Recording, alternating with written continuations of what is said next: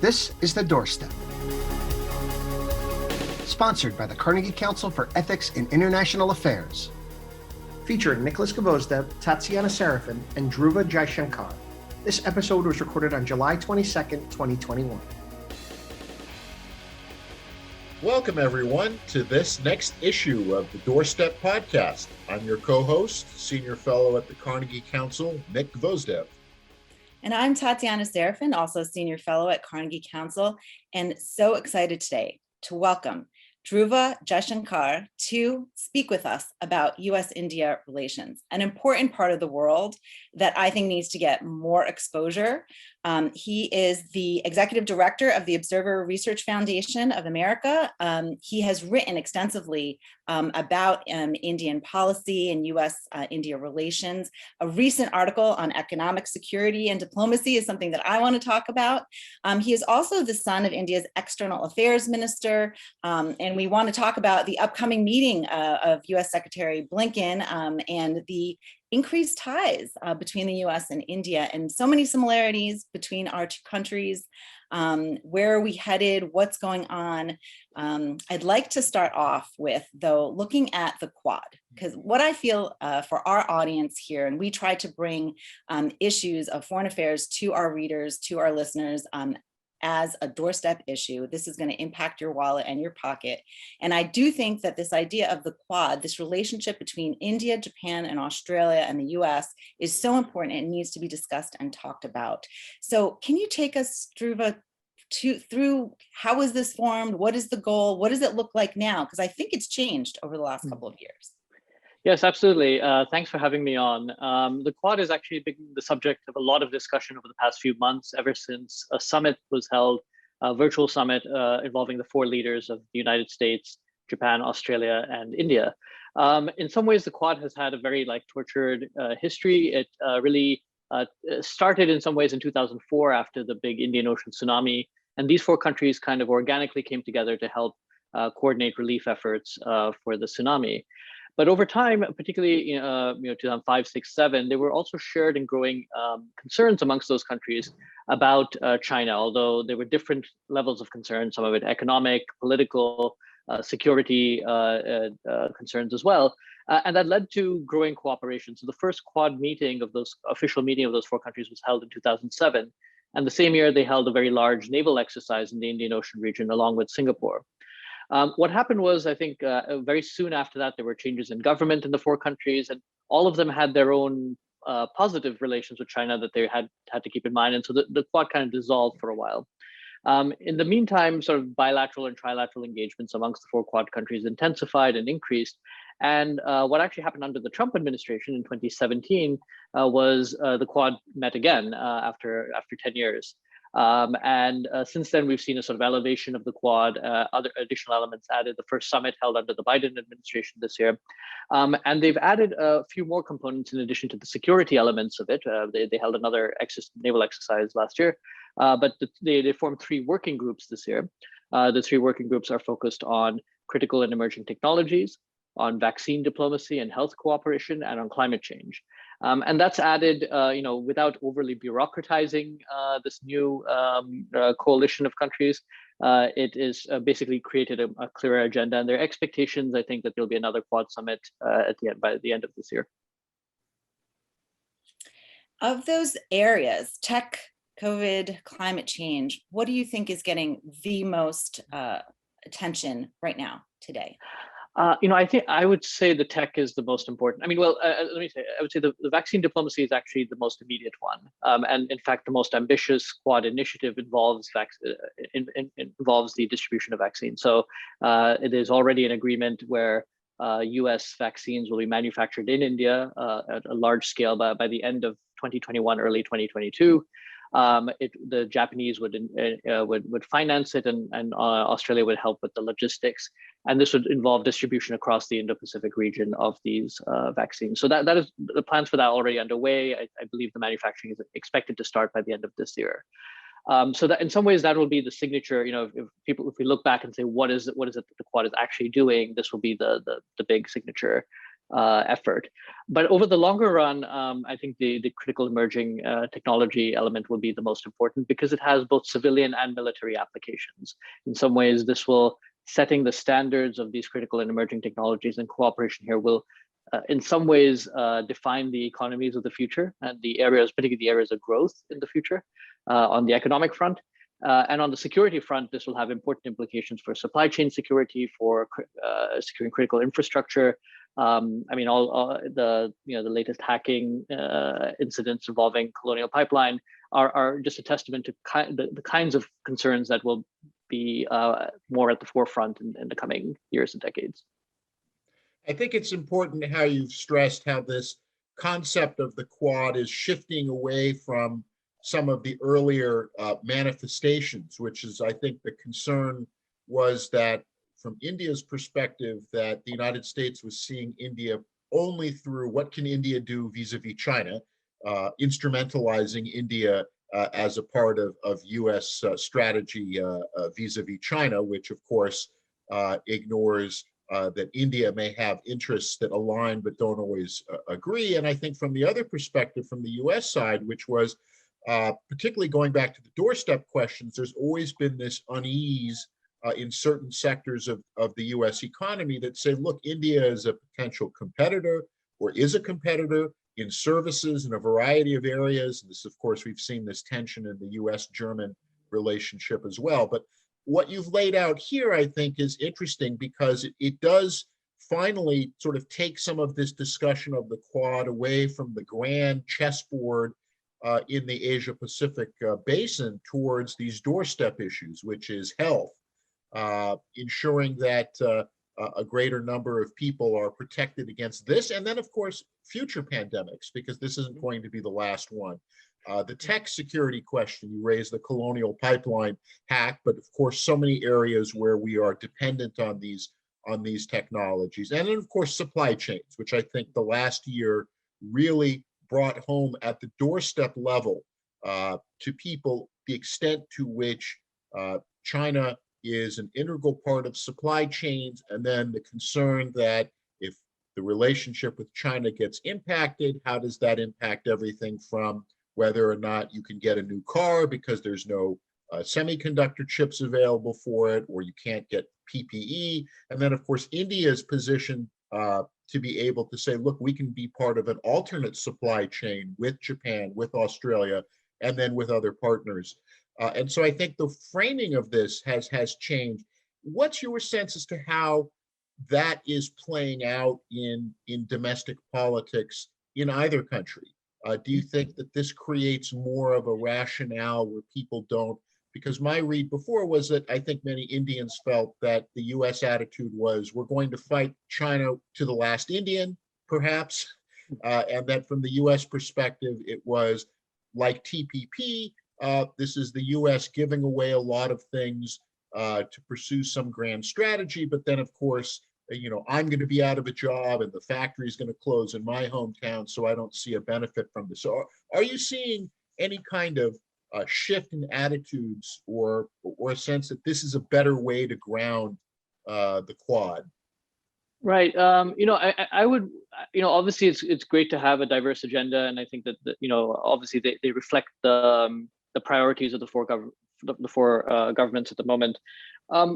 Two things I would say on the security side. I think we've seen a big shift in India, and a lot of that motivated by deteriorating India-China ties. And last year, basically in 2013, 14, 17, and 20, we've seen four major India-China border standoffs. The first two resolved relatively easily and peacefully. The 2017 one, because it involved a third country, Bhutan, was actually more complicated. But 2020 has actually been, and it continues to this day, is actually the most significant one. Last June, it led to the first fatal clashes between India and China since 1970s. But the most significant one since 1967, where we had about 20 Indian soldiers and at least 4 Chinese soldiers die. And so that has kind of changed the sort of security discussion. I think there's a growing understanding and appreciation of where the U.S.-India relationship can play a role in the larger balance of power in the region. So I think that has shifted. It's helped by the fact that public opinion surveys are very supportive of a closer India-U.S. relationship in India. So I think that has helped. On the economic side, I think there is a growing realization in both countries that the kind of old trade arrangements focused on manufactured goods are going to be more difficult politically now, because trade has essentially flattened, certainly as a percentage of GDP, since 2008.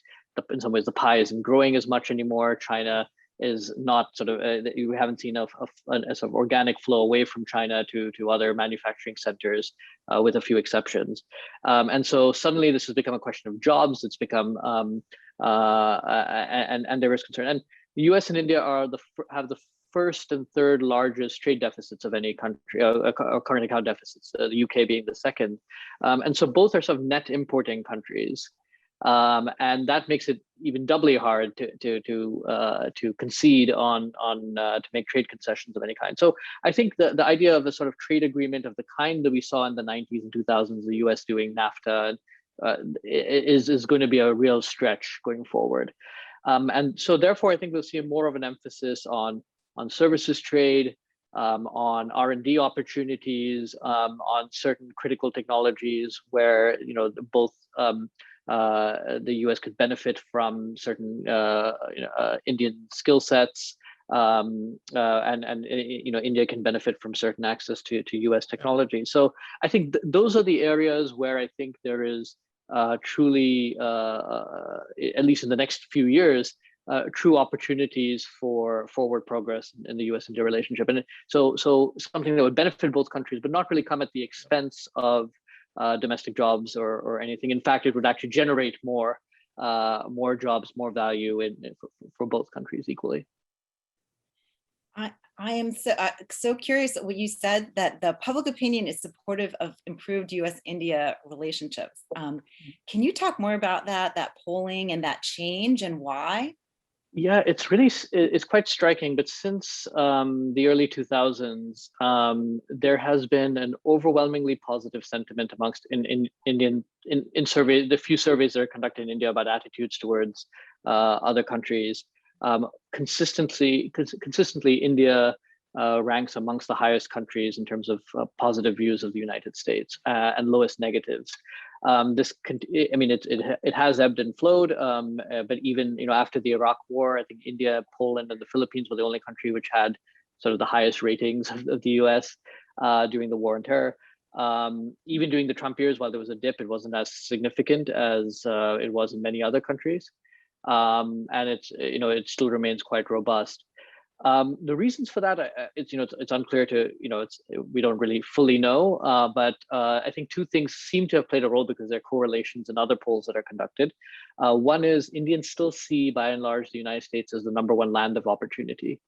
And this is, again, not necessarily reflected in Europe or in parts of East Asia or the Middle East, where other countries, the European Union or other places feature highly. But in India, there's still a strong view. And I think that's related to the second point, which is the success of the Indian American community. So you have 4 million, roughly, Indian Americans who by most measures are amongst the most educated and most wealthy ethnic group in the United States. And so their example and their success, and the fact that all of them have relatives and friends back in India, does seem to have created a favorable impression. And this is true. My affiliate organization, ORF, is doing a survey which should come out soon, of Indian youth. And again, it's across the board, it's very high positive views of the United States. Oh, my favorite topic is Gen Z.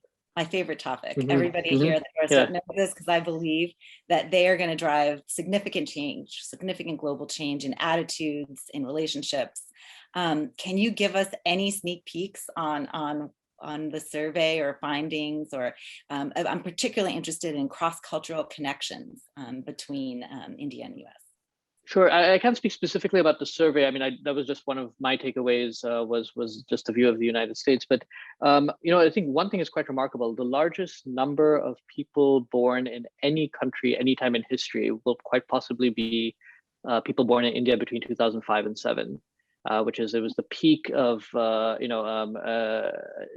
be that'll be the cohort which will be the largest demographic in India and by extension in the world, and given declining birth rates everywhere, including in India now, that may very well be the largest in history. So it's quite significant because that cohort will now be 14 to 16 years old currently, and how their worldview will be quite interesting to observe, because it'll be it'll determine quite a lot about India's place in the world, and by extension other things as well. I think we know a few things about them. One, very strong sense of identity. I think this is something that will be an issue, whether it is sort of their cultural identity, where they're from. Some would say more nationalistic. So younger Indians tend to be, again, according to most polls, more nationalistic in many ways, which is it's not something one might expect.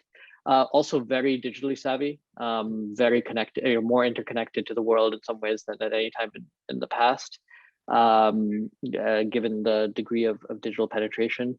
I think there'll be real concerns about employment and educational opportunities, and that's something where both the Indian state will deliver, but also other countries are taking it, in some ways, see an opportunity in India as well. So you're seeing, the second largest number of foreign students around the world after Chinese students are Indian students today. And the top destinations for them to go are the United States, Canada, Australia, some in the UK, but it's growing in some other places. So even, I was talking to somebody from Lithuania who was saying, we have a sizable, for our size of our country, a sizable number of Indian students here. And that is changing perceptions largely for the better of India. It's at least increasing the importance. So I think that, again, that youth bulge is playing out in some very unexpected ways, and will play out in some very unexpected ways, both positive and negative going forward. Well, I think what you've raised here speaks volumes, and Tatiana has been obviously covering this and is very interested in it, right? That the idea of new ways of connectivity, that the combination of a greater degree of mobility plus the embrace of digital tools allows for people to move across what were previously, broad geographic distances. They can maintain connections, they can maintain ties, and certainly the idea of demographic shifts within the United States leading to changes in policy, I think is something that we are seeing. The idea that you have more Americans who trace a heritage and connection back to India. This drives drives towards better relations between India and the United States, but certainly all of those levels of interconnections that we are traditionally used to seeing across the Atlantic, certainly with the United Kingdom, to a lesser extent with Germany, but now a growing community of Americans who are connected culturally, but also educationally, in business terms, maintaining those connections, I think speaks to this idea of the shift of the United States really towards becoming much more of an Indo-Pacific power, not just simply from strategic grounds, but also from demographic ones. And certainly when we had Admiral Stavridis and Elliot Ackerman discussing on the Doorstep book talk about their novel 2034, their deliberate choice of Indian American characters who then are connected to India as part of the story that they were laying out was very much reflecting this shift. But you have talked about these connections, but if we can also maybe say and where we have similarities, but also maybe where there can be points of divergence between India and the United States. Obviously, India wants a closer relationship with the United States, but also wants to keep its options open, certainly vis-a-vis Russia and other powers. That India and Indian politics may have a different conception on social and political issues than where opinion is shifting in the United States. What do you see as some of the pitfalls, perhaps, for the U.S.-India relationship that we ought to be paying attention to? Sure. Yeah, I think if you look at the three, again, pillars, as I think of it, as of the relationship, the strategic, the economic, and the sort of people-to-people and values element of the relationship. Again, I would say broadly, there's more and more convergence in all three areas, although at different paces and different rates. However, again, there are those differences. I'd say on the strategic side, the biggest ones concern different approaches to Russia. India has a sort of a long-standing relationship with Russia dating back to the 1950s. In fact, the Soviet Union, throughout the 90s, they continued being a major defense trade partner, and still to this day, Russia is the #1 defense trade partner of India. The United States is now a very sort of a good #2, but Russia still remains in the mix from India's strategic perspective, and remains a priority for that reason. I wouldn't overstress that, because I do think beyond defense, there are and some other things, space, nuclear cooperation. Beyond those areas, those of critical technologies, strategic technologies, the rest of the relationship isn't as robust. The people-to-people relations, the trade has increased a little bit, but not very much. Energy relations even aren't as robust as they could be. But that is one. A second is Iran, where again, India's actually been developing closer relations with Israel and the Gulf Arab states over the last few years. But there still remains an important relationship with Iran. It's actually going to probably become more important next couple of years because of the war in Afghanistan, where India and Iran will probably be coordinating much more, partly because they have similar concerns about the Taliban there. So I think and sometimes India has been caught in the crossfire between the United States and Iran. When sanctions have been levied, India has been developing a major port in a place called Chabahar, that has complicated the development of that port. So I'd say on the strategic side, those are the two big challenges. The Russia bit, it may come to a head a little bit because India is acquiring a major anti-aircraft system from Russia, which would put it in line for potential sanctions from the United States. So navigating that, and that involves both not just with the executive branch, but also Congress, U.S. Congress, will be a little bit tricky over the next couple of years. I do believe a sort of a solution can be found that would keep all parties happy, but it will be a bit complicated. On the economic side, I think, as I said, traditional goods trade and sort of major trade agreements involving goods trade will be very problematic in the near future. And again, beyond the sort of larger concerns about jobs and manufacturing, there are still concerns on agriculture, on standards, on environmental labor standards, and a bunch of other things. So again, I don't see too much progress there, although I think that can be bypassed in many ways by focusing on other areas of economic cooperation. Yeah. And finally, on the values piece, I would say the one big difference, as I alluded to earlier, was that younger Americans tend to be more small L liberal, have in terms of their values, they tend to vote more Democratic, and younger Indians are, sometimes obviously have a wide variety of views on lots of things. In some ways are much more open-minded, have much greater exposure, but are also much more rooted, I think, in identity politics. And that over time, I think, will create a sort of different views on a lot of social issues going forward. Is one of the issues, and I do want to raise this as a journalist, treatment of dissent and the press and kind of how much free speech people are willing to accept or not accept? Yeah, I think here there's some interesting. I think the sort of forces moving in opposite directions. On the one hand, you have a very sort of vibrant, raucous media environment in India, and you just have to watch Indian television or read the press, and you see all sorts of views reflected there.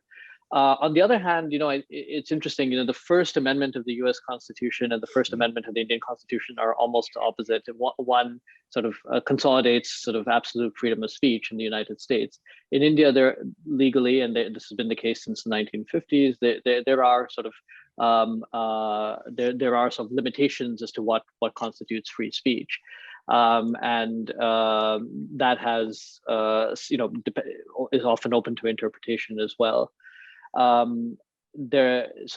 think interestingly enough, that's another area where surveys show that Indians, including youth, are actually supportive of certain constraints on freedom of expression. And so I think we'll have a very, that's to say, I think we have a very different context in the two countries, and at times that's going to come into conflict with each other.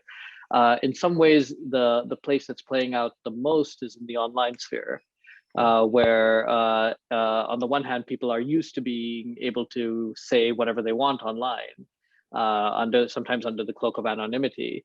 And that in some ways that technology, the adoption of that technology over the past 20 years or so has sort of not been kept in pace with with the law and legislation and regulation. And India, by the way, not alone in this. I think it's a universal problem, but it's particularly acute in India, where again some of the laws that apply are sort of pre-digital, and even some of the digital laws that came into force really came into place in the 90s and the early 2000s, when digital penetration was much smaller and much lower in India. So I think we're going to be in a period of this tension here, which is how to regulate freedom of expression online. And again, the context in the United States and the context in India are going to be very, very different. But again, it's in some ways one could look at it almost as a gradient. Freedom of speech laws in Germany are not the same as the United States. No. South Korea is not the same as Germany. India is not the same as South Korea. So the tech companies have tried to adopt a kind of we'll create community guidelines for the world. That's sort of been Facebook's approach and that's again coming up against some real differences in national and local laws, and it's playing out in India amongst other places. I think it's also leading to, and I think this is interesting because we the U.S. has kind of stood up and said things against China and its treatment of journalists and dissidents and dissident voices.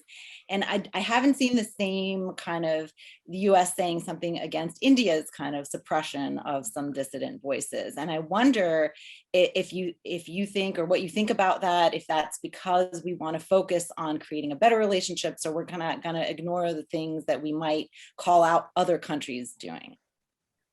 I mean, the U.S. does make statements on other countries, on sort of human rights, freedoms, personal freedoms in other countries a lot, including, and has with respect to India as well. I do think sort of the situation in India is much more complex than that. It's certainly not comparable in my mind to China in terms of how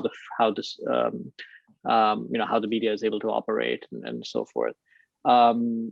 There's also, I think, issues where a lot of it falls not just under national laws in India, but under state and local laws. And so sometimes there are those that's a mitigating factor in both ways. So I do think it's a bit more complicated. I'm not sure if that's the only reason that we see a different approach. But obviously, I think that is part of it. But I mean, again, what is interesting is most, again, surveys show this pretty clearly. Most Indians do think of their own country as a very much as a democratic country, very much as a pluralistic country.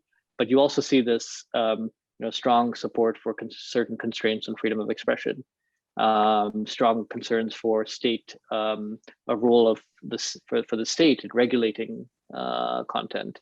So again, you see. Certain areas where public sentiment very much is much more in alignment with the United States and other Western countries, but you'll also see other areas where it does not align as cleanly. Having said that too, I think we're also going through we need to regulate tech giants more here in the U.S. And I think that that's certainly been part of it, which is I think there's not a lot of sympathy right now politically in many governments around the world for the big tech companies, although again the concerns that they have are often very different from one another. What other things are you looking forward to in the when Blinken comes to Delhi next week? What are people talking about? I think the State Department did announce sort of some of the issues that would be on the agenda. Obviously, I think the Quad will be one, Quad cooperation, and sort of touching base on a whole bunch of Quad-related initiatives before the summit later this year, if that happens. Afghanistan, I think, will be another one, another topic, as the U.S. draws down there, but also has its concerns. Some issues, obviously, on the bilateral agenda, possibly, although some of that falls outside the remit of the State Department strictly. But I would say that those are kind of the big issues, at least. Of course, COVID relief, I would say, would be very high up on the agenda. So I think, I believe the State Department indicated that sort of Quad Afghanistan and vaccine diplomacy and COVID would be sort of the key bits of it. Mm. And I think that continues to be a big conversation here too. I think there was another variant that just came out after Delta. I forgot the name of it today. So I think we'll be. There's a Lambda variant. Lambda. Lambda, yeah. Yeah. So I think that will continue to be part of the conversation here, especially as schools start in September, as we're all looking towards the fall. Yeah. But one last issue, though, we haven't really touched on, I think that we need to, is climate. And energy. I know that our environmental czar, Carrie, has looked to India as a partner in kind of changing and in moving forward on some initiatives. Can you talk to us about some of that? Right. So I think we've come a long way on the climate discussion as well. During the 90s and up to the Copenhagen Climate Summit in 2009, there was the U.S. and India really didn't see eye to eye on a lot of climate-related issues. The concern was that in India was that the developed world should be doing, including the United States, should be doing a lot more, including on climate financing. It was basically putting a lot more of the burden on the developing world in a way that would compromise their own development future trajectory. And so India worked with China and Brazil, South Africa to kind of block in some ways some of the consensus that would have emerged at Copenhagen, and that left a lot of sort of bad taste in everyone's mouth. A lot of that changed by the time the Paris Climate Summit came around, where partly I think the technology and green financing had matured to the point where it wasn't a hard zero-sum choice that India and other developing countries had to make between development and sustainability. That both those objectives could be pursued simultaneously. And so you saw India sort of along working with France to take a sort of more forward-leaning position at the Paris Climate Summit and ensure that there was some consensus there. Today, I think we're at a slightly different point. On the one hand, India has very ambitious and large renewable targets that it's pursuing. Again, some studies by independent actors suggest that India is one of the few major economies that is in line to meet its Paris climate targets. Most European countries are not. Japan is not. Russia is not. The United States certainly is not. At the same time, I think there are still concerns about some of the financing piece of it and what the United States and others are going to bring to the table. And so in the run-up to the Glasgow summit later this year, there will be some, I think, very hard negotiations involving the U.S., India, and some other countries on that matter. So hopefully, I think Secretary Kerry left. He did visit India a few months ago, and I think left sort of on a seemingly on a mostly positive note.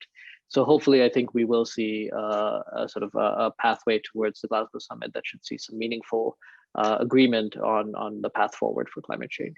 Yeah, and I think this circles back to what you said earlier about emerging technologies being a pillar of the relationship, because certainly sharing of technologies, pioneering of new greener energy technologies will definitely be a part of the relationship. And of course, I think that working, the G20 environmental ministers are meeting in Naples as we speak, or concluding their meetings as we're discussing. And it does seem that there is a greater willingness to kind of work within, to try to find that common ground moving forward. But of course, I mean, one of the things in the run-up to Naples, which I think is quite an interesting statistic, is that between Paris and then getting ready for Glasgow is a lot of talk from all governments about climate targets, but also looking very much at the short-term economics of voting, including things like fuel subsidies and making sure that, and again, making sure people can have access to cars and things like that. So I think that's going to be an interesting thing moving forward, which is that all governments are going to have to navigate this tightrope between longer term climate policy and, for all the ones that are democracies, the fact that you need to get mandates from your voters at regular intervals, and voters may not want to pay higher prices or see restrictions. And with that, let me just kind of that's always been something that I've been interested in, and perhaps some of your thoughts as we're rounding out, which is, and you've already alluded to it in discussing some of the tensions in climate, which is this idea that subsequent governments in India essentially have a bargain with the population, as we've seen in China. Chinese model is certainly much more authoritarian, but to guarantee, in essence, that people can have access to a middle class lifestyle, that everyone should be able to have access to certain goods and services and a standard of living that is commensurate, beyond just sort of, that pushes people into that middle class. Education being a part of it, as you said, but then you have to make sure that the opportunities are there. Do you think that, or do you see the possibility for, as the U.S. India relationship evolves, that there is going to be this kind of shared understanding of essentially we've seen the Biden administration has made this a central point in their plank of a foreign policy that benefits the middle class, is the rhetoric that Jake Sullivan is using as national security advisor. Do you think in the end that this will provide a convergence that will enable the relationship to move forward? That's a great question. I'd say yes and no. Obviously, again, I think there's sort of similar concerns. Job scarcity. Both are relatively young countries, the U.S. and India, and so we'll have sort of positive demographics for the near future, at least. At the same time, I'd say, I think I would underscore that India is still a very much a developing country, and that the concerns remain. Although considerable progress has been made, there still are concerns about some very basic things that sort of, what we would consider the middle class in the United States would take for granted, right? So providing electricity to everybody, actually providing, there's right now a major push underway to provide drinking water in key states, pipe drinking water, sanitation and toilets. That's another been a big, there's been a big sort of public sector push in that direction. Basic literacy. Again, the numbers have been sort of on the moving up, but they're still not there. I mean, they're certainly not where China is, and let alone the United States. So I think we still will have a lot of, for lack of a better word, developing world concerns that will preoccupy India for the near future, at least for the next decade or two. Although that is becoming a sort of diminished issue. Now you have a growing number of people with college degrees in India who are in search of jobs, who no longer feel like they need to or want to do manual labor. And so how do you ensure employment for those people? And that's again creating a sort of second order set of concerns for a lot of Indians, as people move away from agriculture to something else. And I think there's still a lot of big question marks as to what is that something else? Will it really be manufacturing? Just to give one anecdote, I mean, somebody who runs a major clothing company in India says, has told me that it's cheaper now for them to have robots producing some of their clothes than cheap labor, because there are fewer mistakes. It's easy to, it's easier to manufacture at scale. Now, if that's the case in India, where you have a lot of surplus labor, you're going to have some real questions about employment in the years ahead. So again, I think the sweet spot will be finding ways that the US and India can cooperate, which would, in ways that would really create value and create jobs in both countries over time. And I think that there will be, I think quite optimistically, it will be a mixed bag. There will be some areas where that will work quite well, and other areas which will remain quite contested for the reasons you mentioned. And on that note, I do want to say there are so many help wanted signs everywhere here in New York. I don't know if you're seeing the same thing where you are in Rhode Island and DC, but I definitely think employment we're going to be talking about as a doorstep issue for a long time to come. Thank you so much for joining us, Dhruva. We so appreciate your time. Again, Executive Director of the Observer Research Foundation. Please follow Dhruva, his work. If you have questions, comments, contact us on Twitter at the Doorstep Podcast. We look forward to hearing from you, and thank you again. Thank you. Thank you. Thanks for having me. Thanks for listening to The Doorstep, sponsored by the Carnegie Council for Ethics in International Affairs. For more, go to carnegiecouncil.org. Stay healthy and safe.